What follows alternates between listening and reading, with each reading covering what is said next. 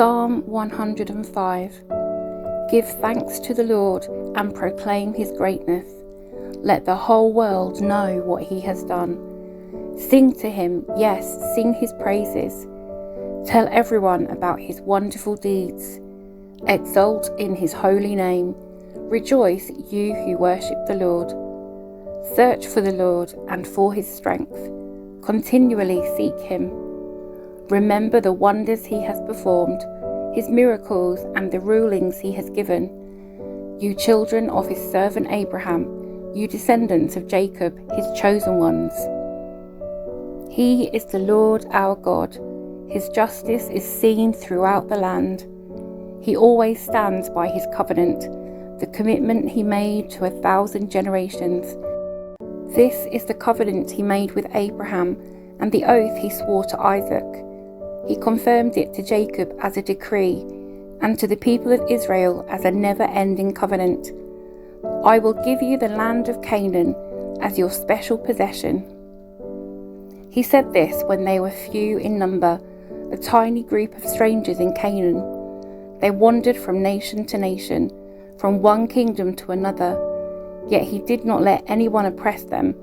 He warned kings on their behalf. Do not touch my chosen people, and do not hurt my prophets. He called for a famine on the land of Canaan, cutting off its food supply. Then he sent someone to Egypt ahead of them, Joseph, who was sold as a slave.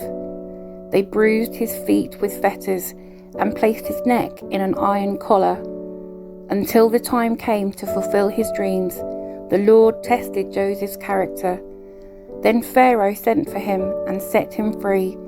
The ruler of the nation opened his prison door. Joseph was put in charge of all the king's household. He became ruler over all the king's possessions. He could instruct the king's aides as he pleased and teach the king's advisors. Then Israel arrived in Egypt.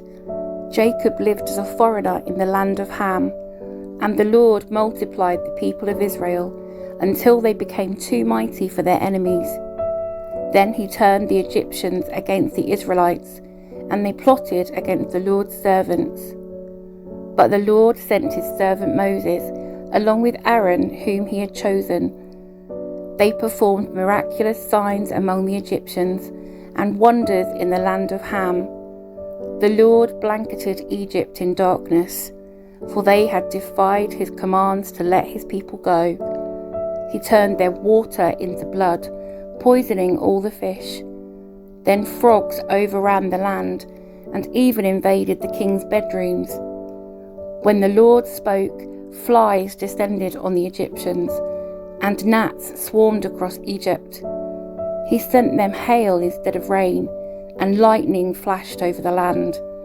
He ruined their grapevines and fig trees, and shattered all the trees. He spoke, and hordes of locusts came, young locusts beyond number. They ate up everything green in the land, destroying all the crops in their fields. Then he killed the oldest son in each Egyptian home, the pride and joy of each family. The Lord brought his people out of Egypt, loaded with silver and gold, and not one among the tribes of Israel even stumbled. Egypt was glad when they were gone, for they feared them greatly. The Lord spread a cloud above them as a covering, and gave them a great fire to light the darkness.